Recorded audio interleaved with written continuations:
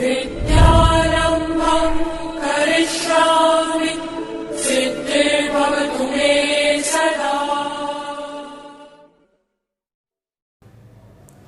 समय हर समय को बदल देता है, सिर्फ समय को थोड़ा समय दीजिए। मैं हूं राजू शर्मा सर और आप सबों का बहुत बहुत स्वागत है हमारे YouTube channel delight classes Motihari में। आज के वीडियो में हम लोग पढ़ने वाले हैं ब्रीथ से कुछ महत्वपूर्ण ऑब्जेक्टिव क्वेश्चन के बारे में जो आपके एग्जाम के लिए महत्वपूर्ण साबित होने वाला है। तो चलिए मेरे साथ। यहाँ पे पहला नंबर सवाल है कि ब्रीथ के केंद्र पर बना कोण होगा, कितना होगा? तो ध्यान दीजिए, यहाँ पे एक नंबर सवाल, यह हमारा क्या है?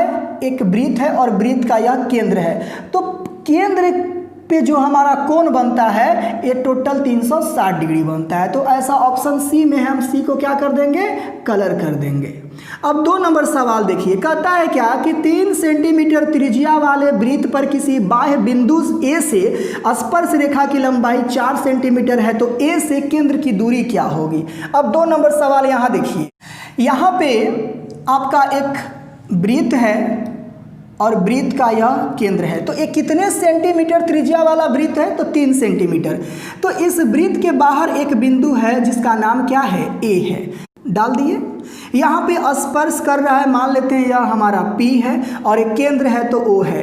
तो त्रिज्या कितनी है जी? 3 सेंटीमीटर। और जो हमारा बाह्य बिंदु से स्पर्श रेखा की लंबाई है कितनी है? 4 सेंटीमीटर। तो आपका सवाल कहा है कि केंद्र से ए के बीच की दूरी क्या होगी? तो आप लोग जानते हैं कि स्पर्श रेखा के साथ त्रिज्या लंब होती है। तो यहाँ लिखेंगे कि चूंकि हम जानते हैं कि स्पर्श रेखा के साथ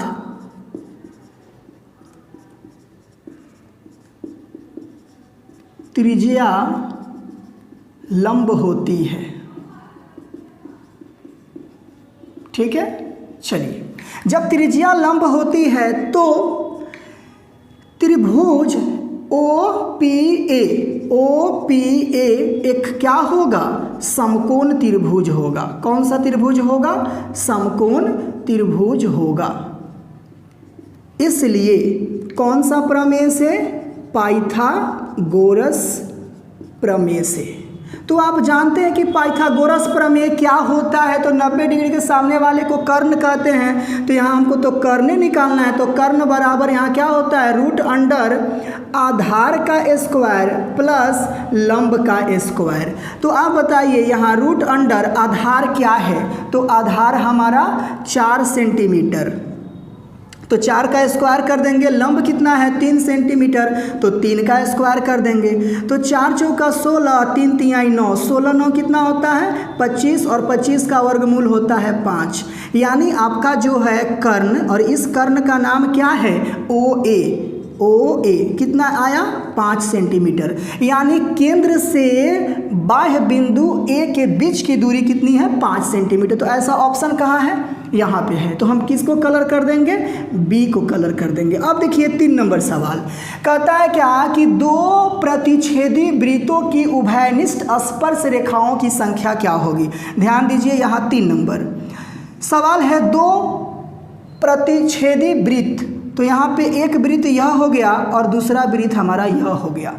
तो इन दोनों वृत्त का उभयनिष्ठ, यानी दोनों वृत्त का एक ही स्पर्श रेखा होना चाहिए। तो एगो आपका ऐसे होगा और एगो आपका ऐसे होगा। तो यहाँ पे कितने स्पर्श रेखा हुआ? 1 और 1 2। तो यहाँ पे हम 2 को कलर कर देंगे। यहाँ क्लियर हो रहा है? चलिए, अब 4 नंबर सवाल कहता है किसी वृत्त के बाहरी बिंदु से कितनी स्पर्श रेखाएं खींची जा सकती है? 4 नंबर सवाल देखिए, यह वृत्त है और ये बाहरी बिंदु है A, तो इससे हम कितनी स्पर्श रेखा खींच सकते हैं? 2। तो यहाँ पे हम 2 को क्या कर देंगे? कलर कर देंगे। क्लियर? अब आते हैं 5 नंबर सवाल, कहता है कि बाह्य बिंदु से वृत्त पर खींची गई स्पर्श रेखाओं की लंबाई क्या होगी? तो याद कीजिए, बाह्य बिंदु से जब भी भी हम वृत्त पर स्पर्श रेखा खींचते हैं तो दोनों स्पर्श रेखा की लंबाई बराबर होती है। तो यहाँ ऑप्शन है असमान। असमान का मतलब होता है बराबर नहीं, समान का मतलब होता है बराबर। तो हम किसको कलर कर देंगे? बी को कलर कर देंगे। ठीक है, चलिए अब देखिए 6 नंबर सवाल कहता है क्या कि दिए गए चित्र में, यहाँ चित्र दिया गया है, दिए गए चित्र में ओ केंद्र वाले वृत्त में टीपी और टीक्यू दो स्पर्श रेखाएं इस तरह के हैं कि कोण पी ओ क्यू 110 डिग्री है, तब पी टी क्यू का मान क्या होगा? कहाँ है P T Q? P T Q, E वाला, यानी ये निकालना है। तो सबसे पहले यहाँ पे हम फिगर बना लेते हैं।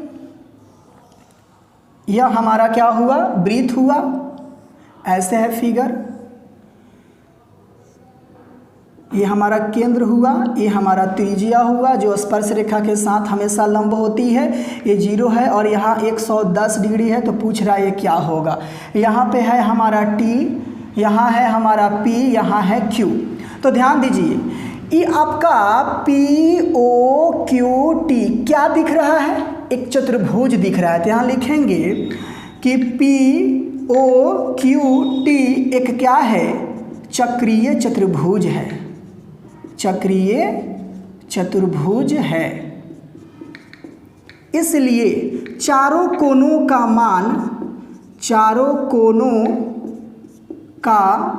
मान कितना हो जाएगा जी? 360 डिग्री। अब इस कोण का नाम क्या है? कोण P प्लस इस कोण का नाम क्या है? POQ, कोण POQ प्लस इस कोण का नाम है कोण Q प्लस इस कोण का नाम है PTQ, कोण PTQ। सभी मिलकर के कितना होगा? 360 डिग्री। तो ध्यान दीजिए, एक कोण P कितना है? 90 डिग्री प्लस POQ कितना है? 110 डिग्री। फिर यहाँ Q कितना है? तो 90 डिग्री। हमारा PTQ नहीं पता है तो PTQ बराबर 360 डिग्री। ध्यान दीजिए, तो यहाँ पे 90 को और 110 को जोड़ेंगे तो हमारा हो जाएगा 200 डिग्री प्लस 90 डिग्री प्लस कोण PTQ बराबर 360 डिग्री। तो यहाँ ध्यान दीजिए, यहाँ 200 और 90 को जोड़ेंगे तो 290 डिग्री हो जाएगा प्लस कोण PTQ बराबर 360 डिग्री। तो कोण PTQ बराबर 360 डिग्री अब माइनस क्या हो जाएगा? 290 डिग्री। तो कोण PTQ बराबर 0 में से 0 गया 0, 16 में से 9 गया 7 और 1 कट गया, यानी 70 डिग्री। तो ऐसा ऑप्शन कहीं है 70 डिग्री यहाँ पे। तो इसको हम क्या कर देंगे? कलर कर देंगे। एक चीज़ और देखिए, आप चाहें तो यहाँ पे डायरेक्ट भी कर सकते हैं कि आमने सामने के कोनों को जोड़ने पर 180 डिग्री आता है। तो ये 90 डिग्री के सामने 90 डिग्री है तो 90 90 180 हो गया। उसी तरीके से 110 में कितना जोड़ेंगे कि 180 आ जाएगा? तो आपका 110 है, इसमें कितना जोड़ेंगे कि आपका 180 आ जाएगा। तो वाट बराबर 180 माइनस 110, तो वाट बराबर 70 डिग्री। तो आप यहाँ भी इस तरीके से आप फाइंड आउट कर सकते हैं। तो मैं उम्मीद करता हूँ कि आप लोग को ये वीडियो बहुत ही पसंद आया होगा। तो हमारे वीडियो को आप लोग लाइक कर दीजिए, अपने दोस्तों के पास शेयर कर दीजिए, और किसी प्रकार का दिक्कत होता है तो आप कमेंट बॉक्स में लिखिए। और हाँ, हमारे चैनल को अभी तक सब्सक्राइब नहीं किए होंगे तो प्लीज़ हमारे चैनल को सब्सक्राइब कर दीजिए। मिलते हैं कल अगले वीडियो में कुछ सब्जेक्टिव क्वेश्चन को लेकर के। तब तक के लिए जय हिंद।